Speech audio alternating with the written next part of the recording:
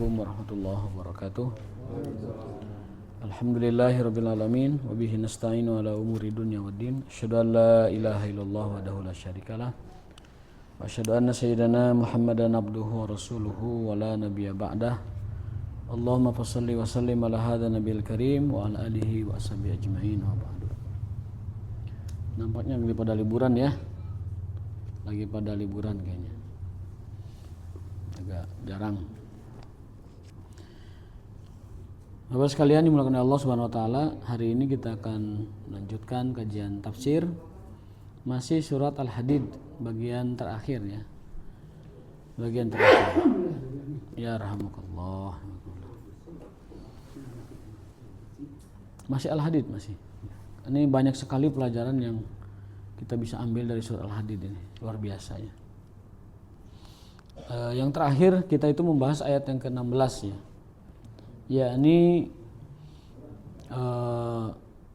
perintah Allah Subhanahu wa taala dalam bentuk pertanyaan agar kita ini selaku orang-orang beriman itu lebih khusyuk kepada Allah. A'udzubillahi minasyaitonirrajim. Alam ya'ni lil ladzina amanu an takhsha'a qulubuhum li dzikrillah wa ma nazzala minal haqq. Kalau bahasa kitanya itu, wahai orang-orang yang beriman, kapan kalian khusyuk kepada Allah? Berarti di sini ada orang beriman yang tidak khusyuk. Ada orang beriman yang tidak bergetar, tidak merinding, tidak tidak terpengaruh ketika nama Allah disebut atau ketika Quran dibacakan. Ada model-model orang beriman yang tidak khusyuk hatinya.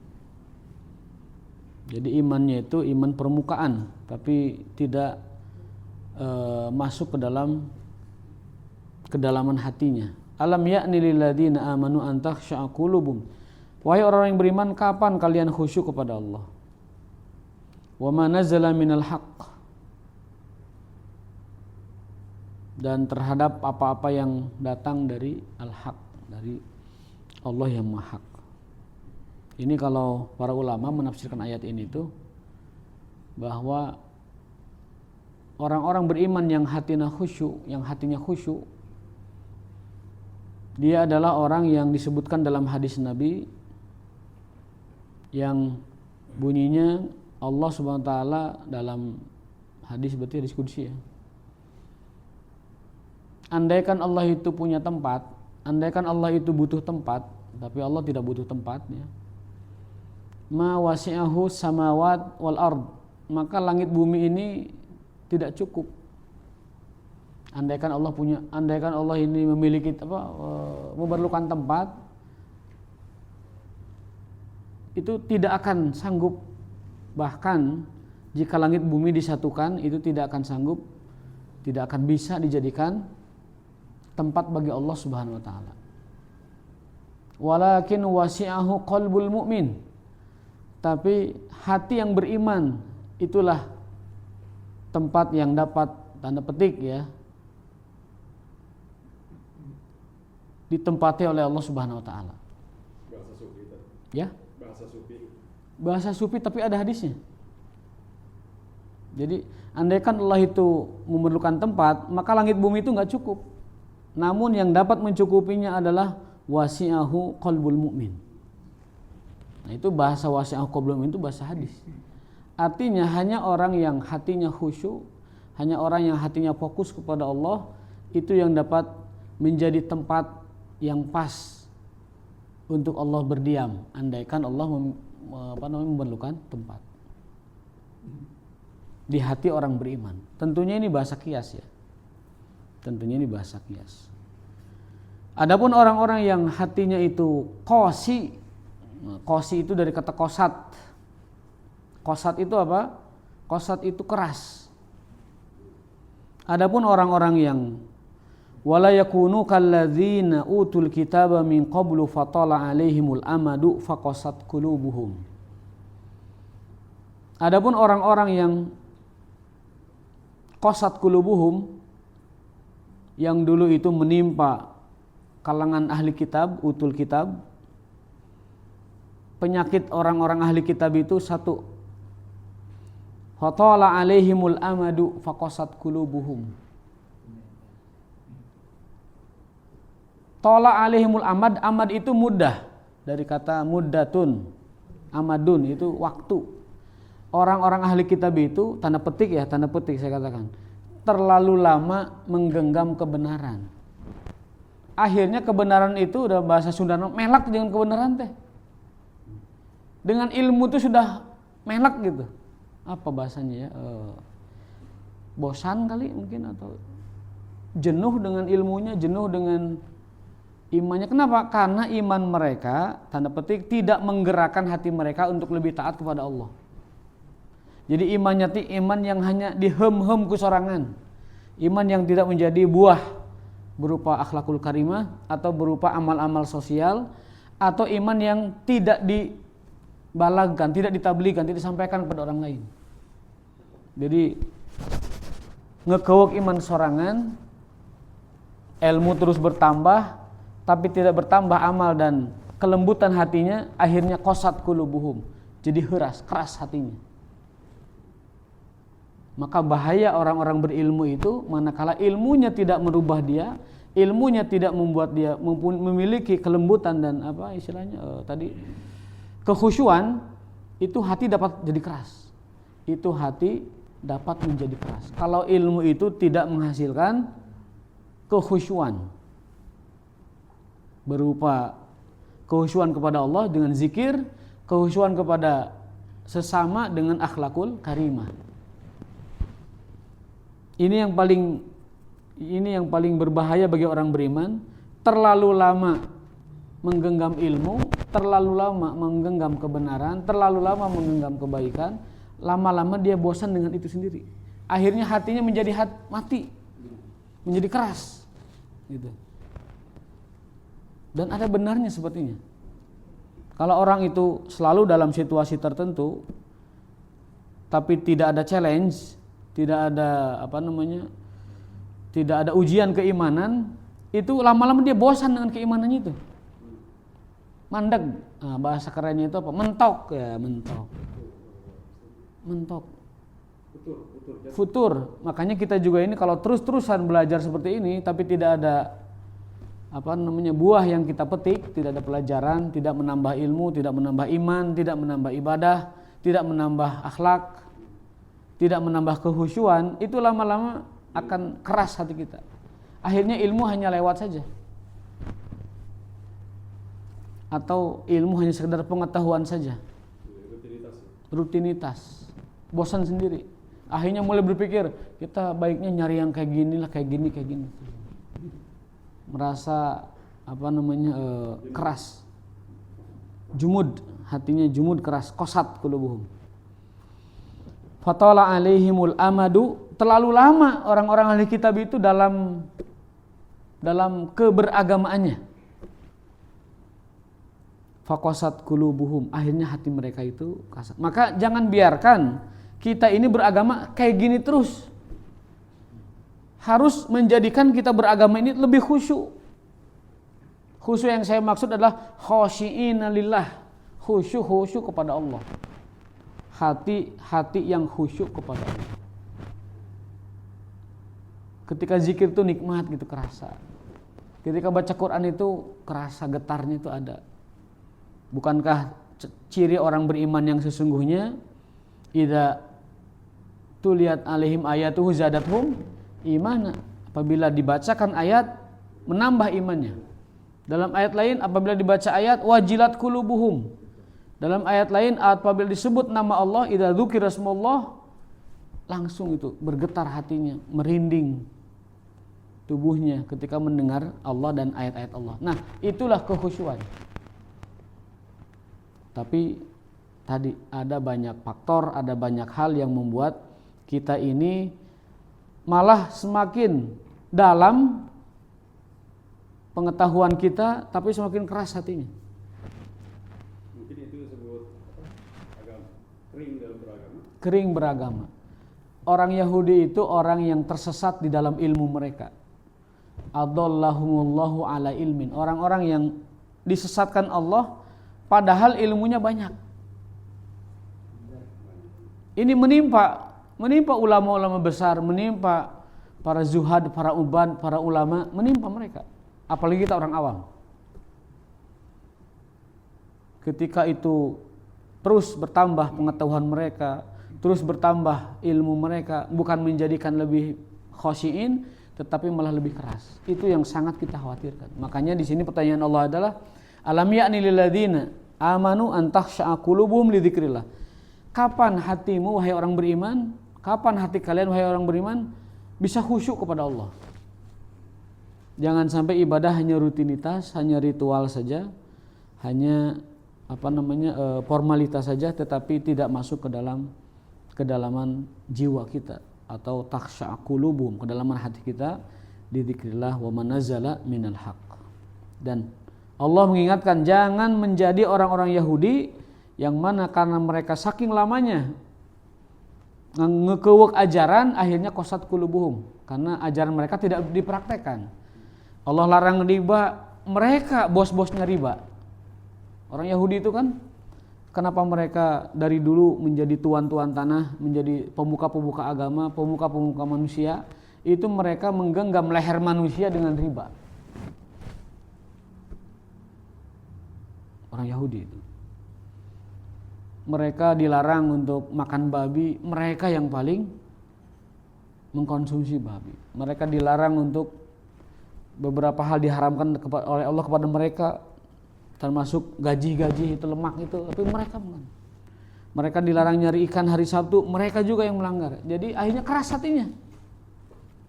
Kalau kita banyak menuntut ilmu, tapi dengan menuntut ilmu kita semakin berani kepada Allah, keras hatinya. Semakin menuntut ilmu, semakin paham agama, semakin tahu misalkan menerima suap itu haram. Justru karena dia tahu suap itu haram, malah dia terima. Itulah yang menyebabkan kerasnya hati itu. Orang Yahudi itu contoh yang paling konkret tentang orang-orang yang ilmunya paling banyak tapi hatinya paling keras. Maka gelaran mereka yang pantas dari Allah Ta'ala adalah ghairil maghdubi alaihim, humul maghdubu alaihim, ay al-yahud. Ketika ditanya oleh para sahabat, ya Rasulullah, betulkah al-maghdubi alaihim itu orang Yahudi? Jawaban Rasulullah, siapa lagi? Man siwahum, siapa lagi? Jadi jangan sampai kita menjadi seperti orang Yahudi yang semakin banyak ilmu, semakin banyak ibadah, malah semakin keras hatinya.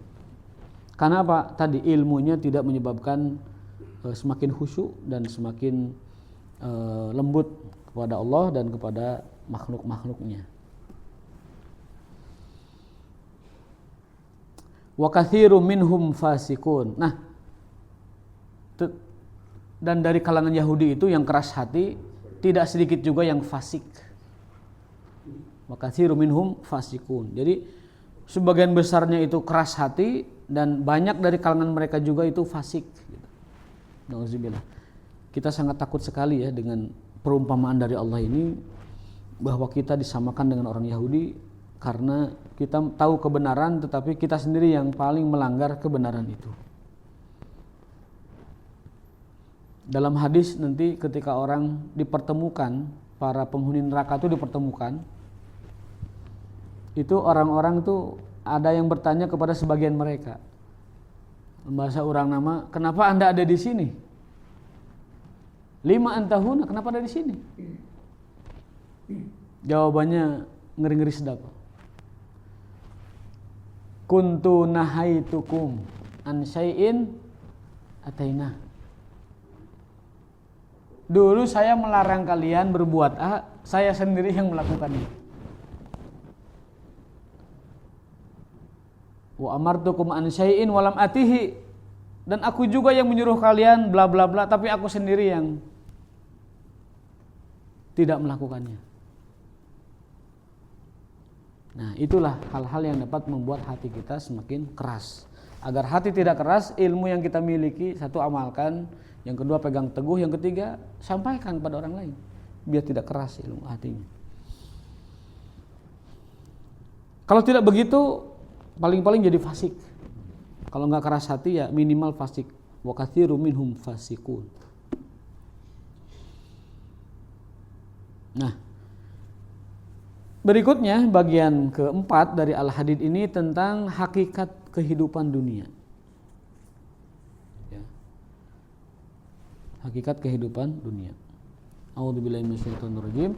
I'lamu annamal hayatud dunya la'ibun walahun. Ketahuilah bahwasannya kehidupan dunia ini hanyalah la'ibun, main-main saja.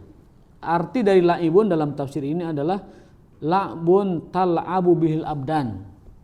La'ibun itu artinya adalah ugat-ugat, usak-usik, ungkak-ingkik, undat-indit, kayak itu kadia, sibuk segala macam yang berhubungan dengan badan. Jadi i'lamu annamal hayatud dunya la'ibun, ketahuilah bahwa dunia adalah permainan. Itu artinya sesuatu yang dilakukan oleh fisik kita, itu namanya permainan. Belenyong kadi itu namanya la'ibun itu. Ingki kadi itu la'ibun. Ala iya ala itu, beli iya beli itu. Pokoknya hal-hal yang berkenaan dengan pergerakan fisik itu makna dari la'ibun. Dan itulah kehidupan dunia. Yang tidak ada hubungan dengan ibadah. Itulah ibun. Yang kata Allah, i'lamu annamal hayatud dunya la'ibun. Dunia itu main-main. Itu maksudnya main-main dengan badan kita ini. Banyak main-main. Terutama main-main yang paling la'ibun itu ya karaokean. Kalau la'ibun dengan jalan-jalan kaki masih mending lah ada olahraganya. La'ibun dengan dengan apa contohnya, dengan touring, mungkin ada tadabur tafakurnya, melihat alam, membaca suasana, menikmati semilir angin segala macam lah, melihat jernih. Atau juga laibun dengan jual beli, dagang, itu laibun juga, dagang itu jual beli, nanaonan jual beli, tuh. Main-main kan. Orang mere duit, mainnya mere barang, kan main-main sebenarnya itu. Lalu barang kita miliki, kita makan, dibuang ke belakang, sebagiannya kita bagikan, sebagian hanya di pahala, sebagian banyaknya dibuang. Jual beli, ya duitna, dia barangna, ya mobilna, ya barangna. Main-main. Semua aktivitas fisik itu di dunia itu main-main. Kecuali yang ibadah. Nah, maka kalau kita tahu bahwa pergerakan dunia ini main-main, maka pastikan main-mainnya itu dalam rangka ibadah. Dalam rangka ibadah. Apa yang kita beli memang tujuannya adalah untuk ibadatullah. Apa yang kita jual tujuannya adalah untuk ibadatullah. Apa yang kita dapatkan tujuannya adalah musa'adatu ibadillah. Musa'adatul muhtajin wal fuqara wad du'afa. Baru itu bernilai ibadah. Tapi kalau yang sama sekali tidak nilai ibadah, ini patut dikurangi. Supaya bernilai ibadah gimana? Satu, bismillah, niatkan bismillah. Yang kedua, niat ini yang saya lakukan adalah ta'abudan wamtisalan li amrillah. Dan Nabi hanya mentolerir perbuatan la'bun walahun itu 3 hal. Nabi itu hanya mentolerir lahun wala'ibun 3 hal dalam urusan dunia itu. Yang pertama adalah ngurus kuda, karena itu lil jihad fisabilillah. Yang kedua adalah ngurus istri, baik bercakap-cakap atau segala macam. Yang ketiga olahraga, panah, berenang, pingpong. Niatnya asal ibadah, masuk pingpong. Itu. Jadi laibun kita itu ditolerir untuk hal-hal yang sifatnya halal dan bermanfaat. Halal dan bermanfaat. Contoh paling nyata aja, kalau kita baca Kifayatul Akhyar, syarat jual beli itu kan ada 3 ya. Al-aqidani, penjual pembeli. As-saman, harga. Yang ketiga adalah al-ma'qud alaihi, barang yang dijual belikan. Yang keempat kalau ditambah boleh al-qabdu, ada serah terima. Nah, tentang barang yang dijual belikan itu ada syarat lagi 3. 1 manfaat, 2 halal, 3 suci. Itu barang yang boleh dijual belikan. Halal, jelas halal. Kemudian manfaat, ada manfaatnya. Lalu suci barangnya, nggak boleh jual beli barang najis. Nggak boleh jual beli barang yang tidak ada manfaatnya. Nggak boleh jual beli barang yang tidak halal. Halal, suci, manfaat, itu syarat barang dalam jual beli dalam fikih Islam. Kalau sama manfaat juga kotoran hewan bagaimana? Ya itu dilihat manfaat tidak. Ya manfaat. Ya secara khusus manfaat ya berarti bisa. Soalnya ada orang yang jual beli yang tidak manfaat. Kemarin sempat viral itu, jual udara Lembang. Jual beli udara Lembang. Jadi udara Lembang itu masukin ke karung, jual online. Yang beli itu orang Kalimantan, nanti di Kalimantan dibuka angin Lembang gitu. Padahal itu secara fisika kimia mungkin ketika angin masuk ke satu media atau wadah itu sudah bukan lagi angin Lembang, itu sudah angin karung gitu. Tapi itu viral di media sosial dan dijual belikan. Dalam Islam nggak boleh kayak gitu. Itu udah bisa ditebak tuh partainya partai apa, memilih partainya. Presidennya saha. Kalau jual beli tanah Lembang masih mending lah buat apa tanaman. Itu manfaat enggak itu? Apa? Bagi angin itu. Ya manfaatnya di mana? Ya. Masa masih Jadi segar, jadi sehat gitu kan bisa. angin dikeresekin dijual. Manfaatnya di mana? Ya mungkin Nggak belajar biologi dia. Oh, kalau Mas belajar fisika kimia itu udara yang diwadahin itu sudah terkontaminasi oleh permukaan wadah itu di dalam. Udah berubah itunya. Ketika dicium bukan bau angin Lembang, bau plastik. Bau wadahnya gitu. Kan angin itu sifatnya apa? Ngadopsi ruang yang dia tampung, kan? Ruang yang nampung dia kan. Lagian dia kan segar itu karena di Lembang karena dataran tinggi. Ya ekosistemnya dataran tinggi, udaranya bagus. Ini nggak tahu gimana caranya itu angin itu dimasukin gitu di tali kirim. Ada yang beli, sempat viral dulu. Ya, kita komentari yang sudah terjadi aja. Itu nggak boleh dalam Islam. Nggak ada manfaatnya. Masa jual beli angin? Kalau tanah mungkin masih ini ya masih masuk akal lah. Kirim misalkan satu karung, lalu ditanamin mungkin. Tapi kalau angin itu.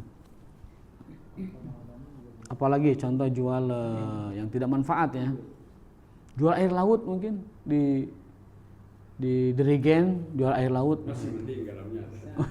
Tapi beli garam nih beli garam langsung, ngapain beli air laut? Hah? Disuling satu gerigen buat apa mas? Mau jadi ini apa PDAM satu negara kan nggak juga? Ya jadi dalam Islam itu syarat barang yang dijual beli itu suci, halal dan manfaat. Kalau tidak ada manfaat, itu bagian dari goror, bagian dari hal yang tidak boleh jual belikan. Nah, makna dari bahwa ketahuilah bahwa kehidupan dunia itu adalah laibun. Laibun dalam tafsir artinya adalah matal abu bihil abdan. Apa-apa yang dilakukan oleh badan kita itu semuanya laibun. Hanya nanti ada laibun yang bermanfaat, ada laibun yang tidak bermanfaat. Ada laibun yang beribadah nilainya, niat bismillah dan memang amal baik ya. Ada laibun yang tidak manfaat, tidak ibadah dan juga cenderung melalaikan kita dari zikrullah subhanahu wa ta'ala. Contoh, laibun yang memalingkan kita dari zikrullah apa? Mungkin sebagian ngusap mungkin, atau bermain kartu mungkin, atau catur mungkin. Ya, bagi yang sampai melupakan sholat ya, melupakan ibadah, itu masuk kategori laibun. Kecuali kalau dia jadi pelatnas, jadi jadi atlet, menghasilkan uang, profesional, mengharumkan negara, mungkin masih mending lah. Ini kalau hanya melalaikan ibadah, ya, asar lewat, lohor lewat gara-gara main hal-hal yang laibun walahuna itu bahaya. Ya. Dan juga yang lain-lain yang sifatnya itu adalah tabzirul waqt, memubazirkan waktu. Bagi orang beriman itu adalah sebuah tindakan yang dilarang. Karena bertentangan dengan Al-Quran wal asri, sesungguhnya manusia itu dalam kerugian yang nyata, kerugian yang mutlak, yakni rugi dunia, rugi akhirat. Kecuali perbuatan iman, perbuatan amal soleh, kemudian nasihat dalam kebenaran dan kesabaran. Walahun. Nah, kalau lahun itu matalhu bihil qulub. Lahun itu berkenaan dengan kelalaian hati. Jadi kalau laibun itu adalah perbuatan sia-sia yang berkenaan dengan badan. Kalau lahwun itu perbuatan sia-sia yang berkenaan dengan hati gitu. Contoh apa? Panjang angan-angan. Kata Nabi SAW itu yang membuat orang itu hubu dunia itu apa? Tulul amal, kebanyakan angan-angan. Kalau Motivator itu bukan nganjurin angan-angan, Mas. Itu nganjurin planning, motivator itu. Planning. ya, kalau minta berdoa suruh yang Kalau minta doa itu harapan. Itu harapan bukan angan-angan. Angan-angan itu nggak ngapa-ngapain tapi kuloyo nanti kawinnya karo bidadari Miss Universe gitu. Itu kan angan-angan kayak gitu. Kulo nanti kalau kaya raya beli helikopter 10, bikin helipad di atas rumah, itu kan angan-angan. Tapi kalau motivasi lain lagi. 2006 target saya lunasi semua hutang misalnya. 2006 target saya beres kuliah. Nah itu namanya apa? Itu namanya planning. Atau dalam doa Allahumma misalkan sahil umurona au yasir umurona, dalam hal apa? Ya Allah, saya punya target tahun ini gini-gini, mudahkan. Itu harapan. Dalam doa harus azim rogbataka. Di antara adab kita berdoa agar diijabah itu satu, yakin doanya diijabah. Ud'ullah wa antum muqinuna bil ijabah. Mintalah sama Allah sepenuh keyakinan diijabah. Tapi kebanyakan kita ngadoa tapi teu yakin.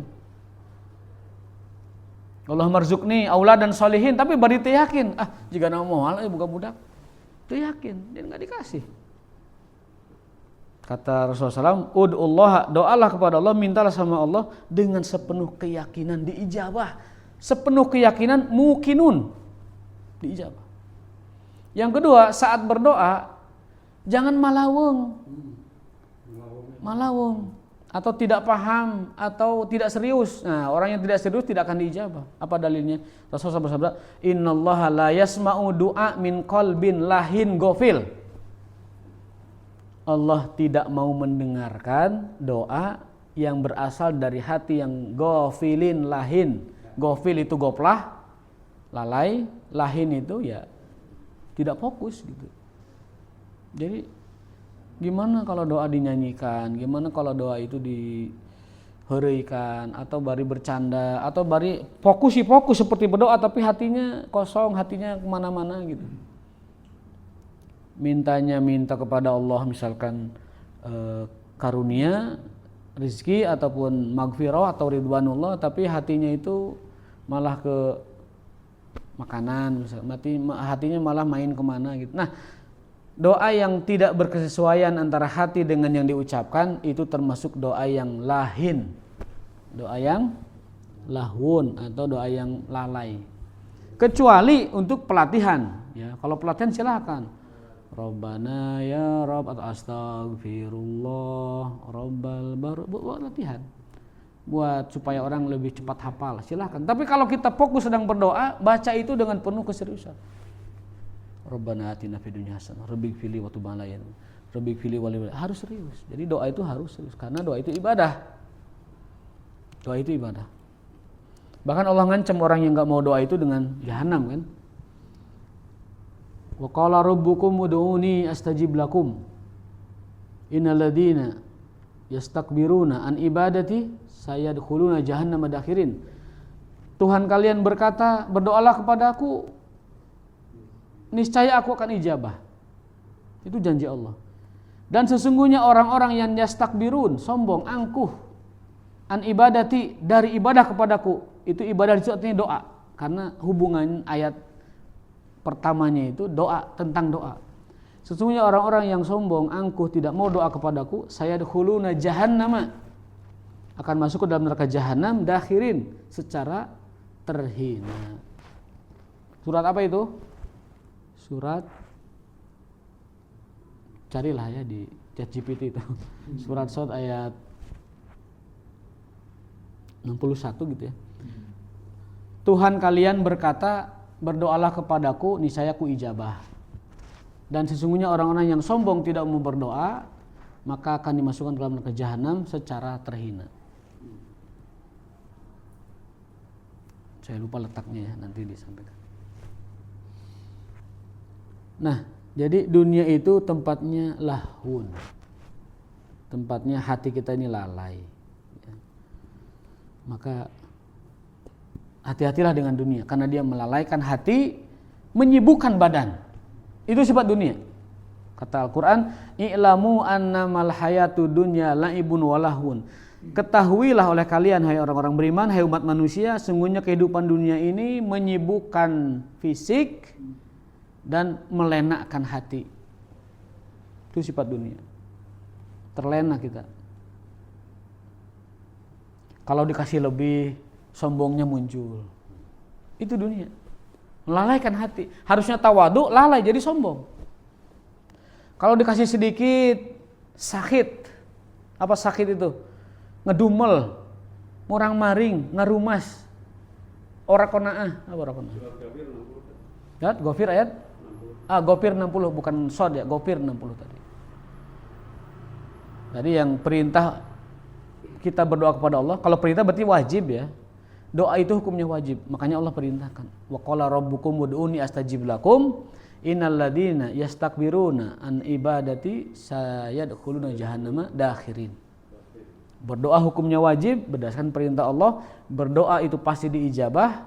Dan orang yang tidak berdoa Allah kelompokkan sebagai orang takabur yang ancamannya serius, sayadkhuluna jahannama dakhirin. Dan Rasulullah kalau berdoa, karena Rasulullah SAW yarfa'u, mengangkat tangannya dalam doa fi sholah wa ghairi sholah, di sholat maupun di luar sholat. Jadi doa itu angkat tangan kayak ngono gitu doa itu. Mas, doa tuh kayak gini. Baik fi sholah wa ghairi sholah. Itu hadisnya mutawatir makna. Artinya banyak hadis semakna dengan itu dan kedudukannya mutawatir. Di atas sahih mutawatir itu. Sahih dan banyak gitu loh. Itu mutawatir namanya. Kalau mutawatir lafzi itu teksnya dan maknanya seirama. Seperti man kadzaba alaihi muta'ammidan falyatawa maq'an minan nar. Barang siapa yang ngaku-ngaku sesuatu dariku padahal bukan dariku, dia pilih tempatnya di neraka. Itu mutawatir lafzon wa maknan. Maknanya mutawatir, lafaznya mutawatir. Itu udah tak terbantahkan. Nah, kalau yang ini karena Rasulullah SAW ketika berdoa beliau senantiasa yarfa yadaihi fi sholati au ghairi sholati. Di sholat maupun di luar sholat. Itu mutawatir makna. Hadis yang banyak sekali periwayatan sahihnya dan secara makna itu banyak sekali hadis pendukungnya. Nah, kalau kita lagi berdoa maka jangan sampai lahu, jangan sampai lalai. Harusnya ketika butuh sesuatu berdoa kepada Allah tapi dia dilalaikan hatinya, marah ke yang lain dan lain-lain sebagainya. Jadi sifat dunia yang pertama adalah menyibukkan badan, yang kedua adalah melenakan hati. Wazinatun. Apa zina itu?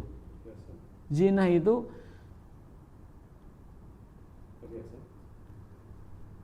sesuatu yang dijadikan orang itu berhias diri gitu. Berhias diri. Zina. Kalau zina, perbuatan zina itu zina pakai alif maksurah, zina. Kalau ini zinatun. Jadi beda arti.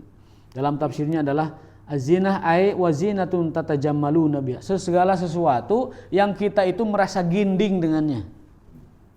Naon ta ginding?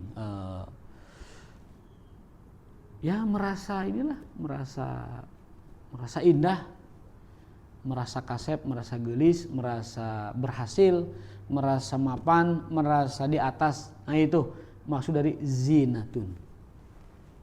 Itu udah 3 tuh sifat dunia tuh. Laibun, walahun, wazinatun. Dengan dunia orang itu bisa merasa lebih indah, merasa lebih tatajammalun. Kalian merasa lebih bagus gitu.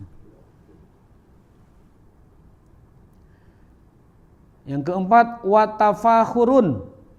Sifat dunia yang keempat itu tafakhur, tempat berbangga-bangga diri.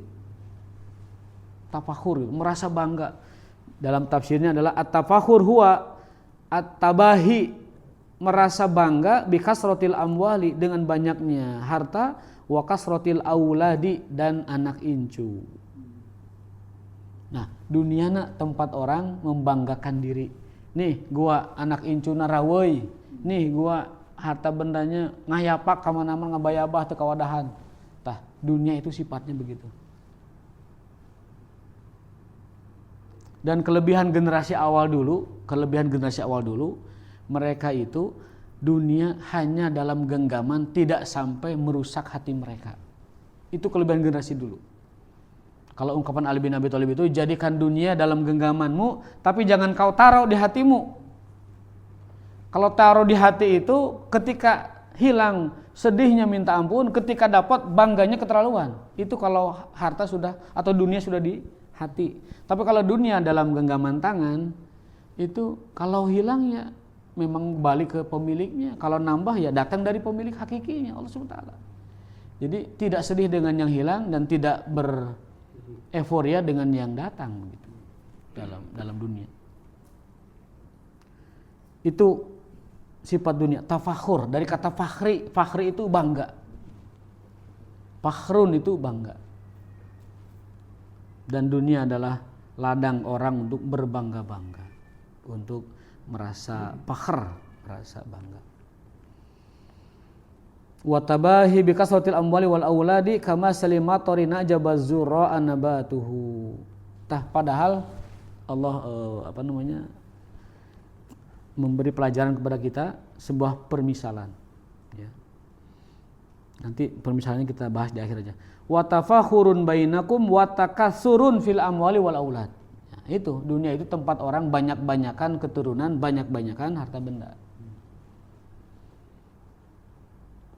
Kalau kita sudah tahu hakikat dan sifat dunia kayak gini, yang terbaik adalah mengambil pelajaran. Dan pelajaran yang diberikan kepada kita oleh orang-orang terdahulu itu sangatlah bijaksana.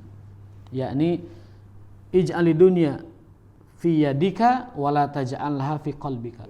Jadikan dunia dalam genggaman tanganmu, tapi jangan kau taruh dunia itu di dalam hatimu. Nanti kita selamat dengan cara itu.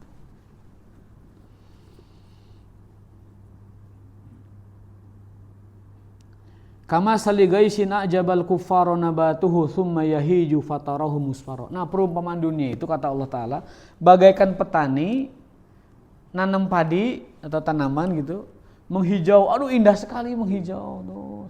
Kemudian menguning, panen, bangga dan menghasilkan. Setelah itu apa ya? Padi itu setelah dipanen apa? Tumbang, layu, habis sudah. Ah, dunia tuh kayak gitu. Kama sali gaisin a'jabal kuffara nabatuhu summa yahiju fatarahu musfarra. Dunia itu kata Allah bagaikan seorang petani nanam padi, nanam pohon, lalu dia menghijau, berbuah, dia petik panennya menguning, dah punah hilang dah. Seketika takjubnya pada yang hijau itu menjadi tidak berguna lagi. Seketika ketertarikannya kepada biji yang dihasilkan dari pohon hijau itu, baik padi atau yang lainnya, seketika merasa sedih, aduh selesai urusan ini. Ambil pelajarannya, bukan objek yang dipelajarinya. Karena nanti ada yang mengatakan, kalau sekarang kan padi bisa panen 2 kali 3 kali, atau misalkan pohon anu bisa berbuah lagi kalau diapain gitu. Itu bukan itu inti pelajaran. Inti pelajarannya adalah seperti petani nanam pohon di zaman dulu kan belum ada teknologi ya. Seperti petani nanam pohon hijau berbuah kuning layu. Itulah dunia. Itulah hakikat kehidupan dunia. Aduh, berapa menit lagi tuh, Mas? Bismillahirrahmanirrahim. 5 menit, 6, 7. 7 ya. Alhamdulillah. Ki, seruput Ki. Ya. Seruput. Alhamdulillah. Udah habis. Udah bisa. Kama saligaisina jabal kuffara nabatuhu summa yahiju fatarahu musfarra summa yakunu hutama. Nah, kalau sudah si padi itu jadi hutom itu tangkai yang layu, loyo, sudah tidak berguna apa-apa, hanya dimakan oleh binatang ternak, bahkan sebagian mungkin dibuang jadi jarami kan. Diduruk kangge ngusir reungit di kandang munding kalau di kampung saya dulu. Jarami. Wa fil akhirati azabun syadid. Nah, ini masalahnya. Dunia yang tadi kita ceritakan itu halalnya dihisab, haramnya diazab. Itu beratnya dunia itu. Laibun walahun, wazinatun, watafakhurun, watakasurun. Itu sifat dunia tuh 5 tuh. Bagaikan pohon yang menghijau, disenangi pemiliknya lalu layu setelah menghasilkan. Tapi tidak selesai urusan di situ. Wa fil akhirati azabun, ada perhitungannya. Ada perhitungannya. Kemarin di khutbah kita bahas lan tazula qadama abdin hatta yus'alaan arba'in. Kaki manusia nanti di padang mahsyar tidak akan geser sebelum ditanya 4 hal. An syababihi fi ma'afna, tentang masa mudanya dipakai apa?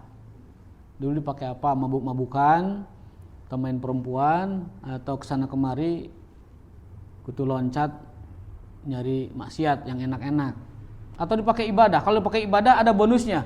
Bagi pemuda yang tumbuh dalam ibadah diberikan bonus, dinaungi di padang mahsyar yang sangat panas. Syabun nasya'a fi ibadatillah. Imam yang adil, yang kemudian orang yang diajak berzina lalu dikatakan saya takut kepada Allah. Yang ketiga adalah yang sedekah tapi tidak diketahui oleh orang lain, dirinya juga tidak tahu, sampai diibaratkan begitu. Orang yang nangis karena takut kepada Allah. Lalu orang yang hatinya terpaut di masjid. Rajulun qalbuhu mu'allakun bil masajid. Yang kelima ini syabun nasya'a fi ibadatillah, pemuda yang tumbuh dalam ibadah. Bersyukur banget kalau kita punya anak masih remaja naik ke masjid. Bersyukur banget kalau kita punya anak masih muda naik pesantren. Beruntung banget kita punya anak remaja, dia tumbuh dalam ibadah kepada Allah, ikut mungkin kajian, ikut komunitas segala macam. Dan super ciloko kalau anak remaja kita itu kesana kemari nyari lahu, nyari lakbun, yang jadi penyesalan. Alhamdulillah ini mudah-mudahan anak-anak kita nanti setelah kita itu tumbuh menjadi syabun nasya'a fi ibadatillah, pemuda-pemuda yang tumbuh dalam ibadah kepada Allah. Nanti tuanya rajulun qalbuhu mu'allakun bil masajid, remajanya tumbuh dalam ibadah, tuanya ngait ke masjid. Waduh, luar biasa itu.